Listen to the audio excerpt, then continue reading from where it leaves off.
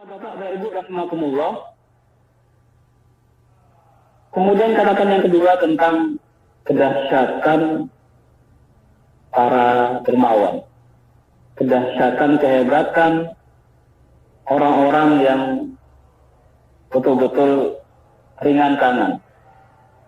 Itu bisa menggeser, ya, itu bisa menggeser bahkan musibah kematian kali. Kalau Allah itu. Pada saat saya pernah punya klien, itu satu keluarga itu kena COVID.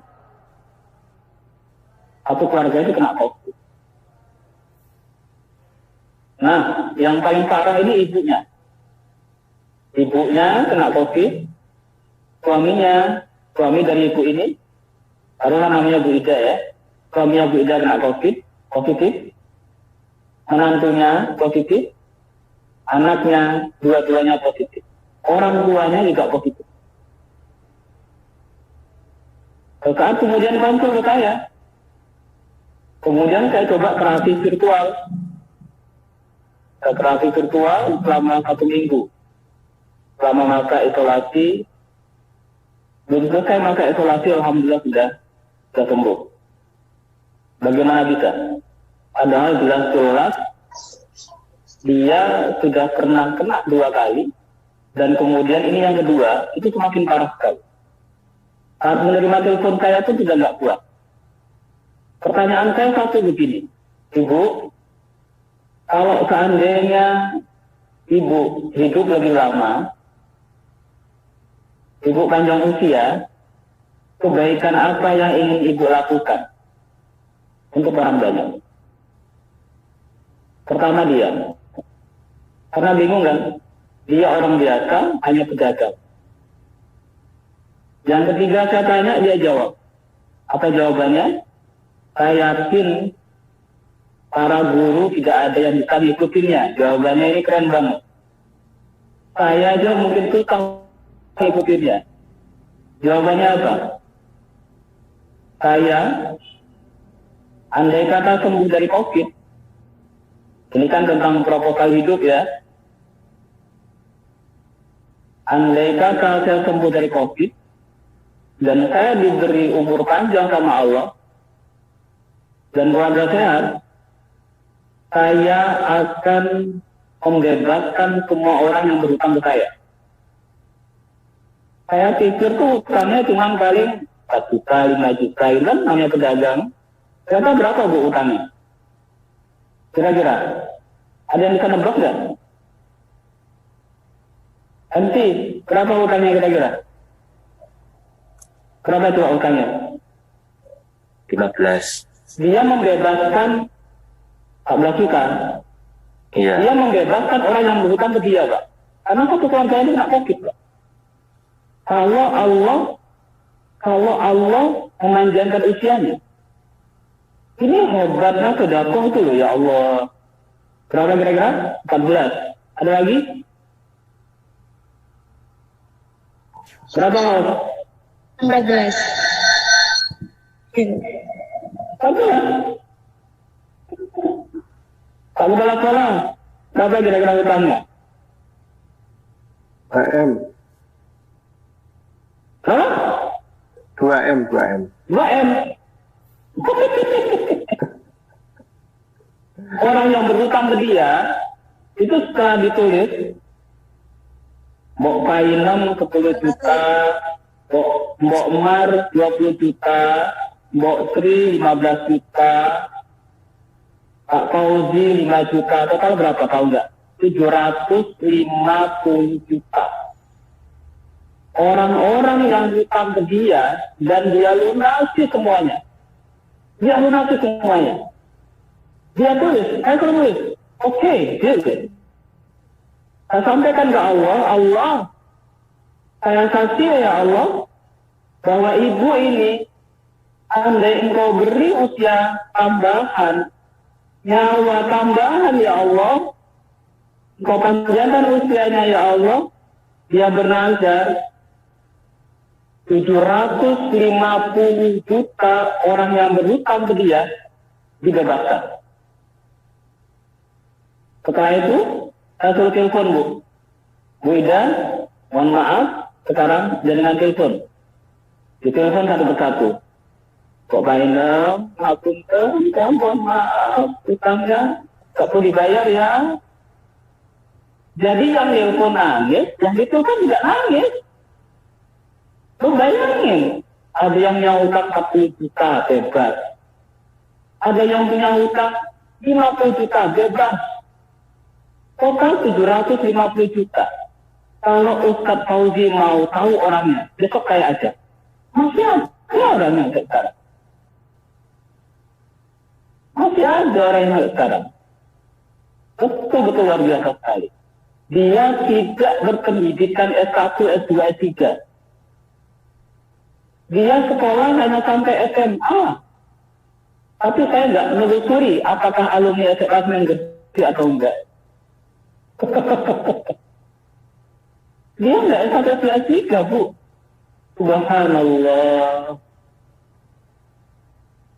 Selang 2 hari setelah kemudian dia nelponin semuanya, dia mulai enak makannya, dadanya nggak suka. Selang 3 hari, sudah mulai bisa keluar dan jalan. Selang 4 hari dia swab lagi dan kemudian normal, negatif. Ini keajaiban. Ini yang luar biasa. Dan inilah yang kemudian orang-orang yang terhindar dari wayang naung dan naung. Orang yang berhutang itu orang yang satu. Orang yang berhutang itu orang yang dalam kondisi terpuruk. Tidak ada orang yang berhutang tidak terpuruk. Pasti dalam kondisi terpuruk. Kecuali hobi ngutang ya. Para bapak, para ibu, rahimahumullah.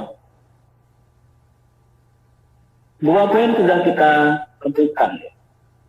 Tentang bagaimana sikap sebagai seorang penyantun, seorang pemberi santunan, seorang dermawan, bahkan panitianya. Itu harus menjadi catatan.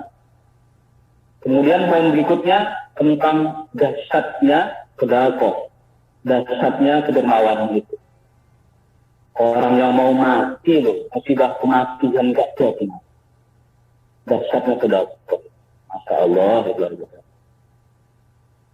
Nah, kemudian poin yang terakhir adalah poin bagaimana mendidik anak yatimnya dan bagaimana mendampingi anak-anak kita, terutama anak yatim. Pernahkah Bapak Ibu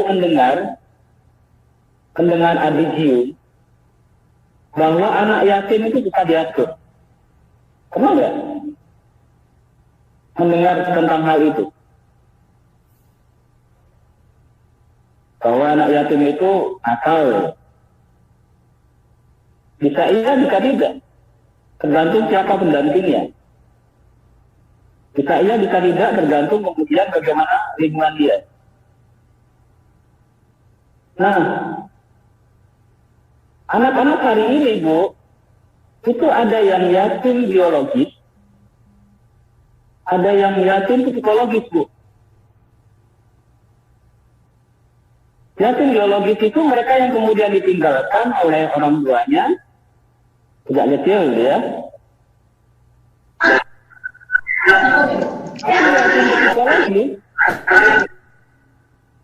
Yatim psikologis ini yang sering terjadi, bahkan di era pandemi. Yatim psikologisnya orang tua ada, tapi rasanya tidak ada. Orang tua lengkap, tapi tidak memberi hati di rumahnya. Bahkan kita ingat dulu kemarin, sebelum masa pandemi. Kita sebagai orang tua, itu lebih sering memberi cita-citanya pada anak. Coba diingat-ingat. Berangkat sekolah jam berapa? Pulang sekolah jam berapa? Sampai di rumah mikirin apa? Dalam pikirannya sibuk apa? Kerjaan kan? Sekolah yang dipikirin. Anak orang lain yang dipikirin. Artinya bahwa banyak orang tua yang memberi cita-cita pada anaknya. Sisa tenaga, sisa cinta, sisa hati, sisa rasa, semuanya sisa. Sampai di rumah tinggal sisanya. Jadi sering kemudian anak-anak mengalami yakin psikologis. Coba cek ke diri kita bahwa kita menjadi bagian dari orang tua yang menjadikan anak-anak kita yakin secara psikologis atau tidak. Jika iya, ayo introspeksi diri kita. Ayo benahi diri kita. Jangan sampai kita banyak mensukseskan anak orang lain, tapi kita lupa terhadap anak-anak kita. Oke ya? Jadi 3 poin itu yang terpenting dan momen perubahan itu ada di bulan Muharram. Dan yang terakhir yang saya sampaikan adalah sebagai seorang guru, sebagai seorang orang tua, sebagai siapapun kita, perbaiki cara public speaking kita di hadapan anak-anak kita. Ya, pertama tentang kata, nada, dan rasa. Tentang apa? Pertama, kata, nada, dan rasa. Kata, perkataan yang baik. Perkataan yang baik, kalau nadanya salah, itu juga artinya salah. Misalnya, Astagfirullah. Itu perkataan baik gak? Baik kan? Tapi nadanya, Masya Allah, anakku. Itu perkataan baik gak? Ya Allah. Nah, seharusnya Astagfirullahaladzim. Jadi, kata, nada, dan rasa. Katanya baik, nadanya baik, rasanya ada. Perubahan seseorang, ya, perubahan anak-anak kita, itu dimulai dari hal ini. Kata kita baik, nada kita baik, rasa kita ada di kata itu. Anak-anak tidak butuh perintah banyak-banyak. Dia butuh teladan dari orang tuanya. Kalau melihat diri kita, kita melihat anak-anak kita. Kalau hari ini anak jenengan seperti apapun adanya, itu yang jenengan. Lagi hari ini anak-anak kita mengalami problem yang jauh lebih besar dari kita dulu saat masih kecil. Jadi, apapun kita hari ini, perhatikan cara komunikasi kita, karena change your word. Perubahan katamu akan berubah duniamu. Kalau kata kita berubah, nada kita berubah, rasa kita akan berubah. Terima kasih. Silakan berinteraksi yang mau bertanya jawab. Saya tutup, saya akhiri. Wallahul muwaffiq ila aqwamit thoriq. Assalamualaikum warahmatullahi wabarakatuh.